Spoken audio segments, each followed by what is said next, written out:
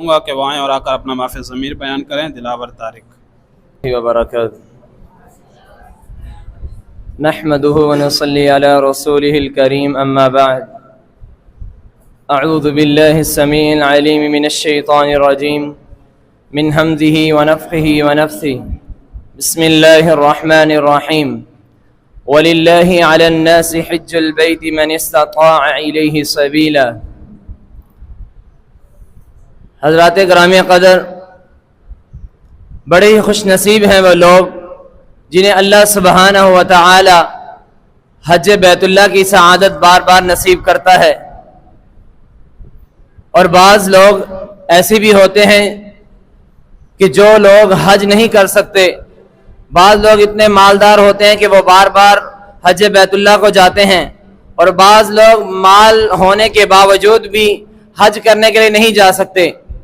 مگر ان کے مترادف جو غریب لوگ ہیں جو حج نہیں کر سکتے، وہ اکثر احساس کمتری کا شکار ہو جاتے ہیں کہ ہمارے ہی نصیب میں فقیری لکھی ہے، ہمارے ہی نصیب میں یہ لکھا ہے کہ ہم نے حج نہیں کرنا، امیروں کے نصیب میں لکھا ہے کہ انہوں نے حج کرنا ہے.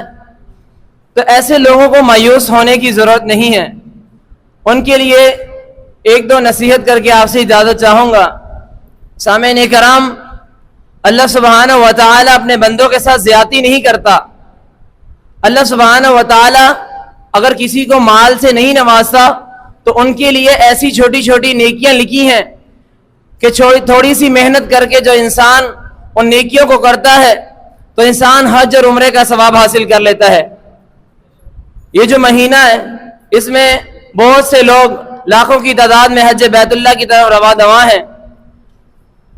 تو کچھ لوگ ایسے بھی ہیں جن کے دلوں میں حج کی تمنا ہے مگر وہ حج نہیں کر سکتے. تو ان کے لیے چند ایک اعمال آپ کے سامنے ذکر کروں گا کہ جنہیں اختیار کرنے سے انسان حج اور عمرے کا ثواب حاصل کر لیتا ہے. سامعین اکرام، سنن نبی داؤد کی روایت ہے، سیدنا امامہ رضی اللہ تعالی عنہ فرماتے ہیں کہ رسول اللہ صلی اللہ علیہ وسلم نے فرمایا،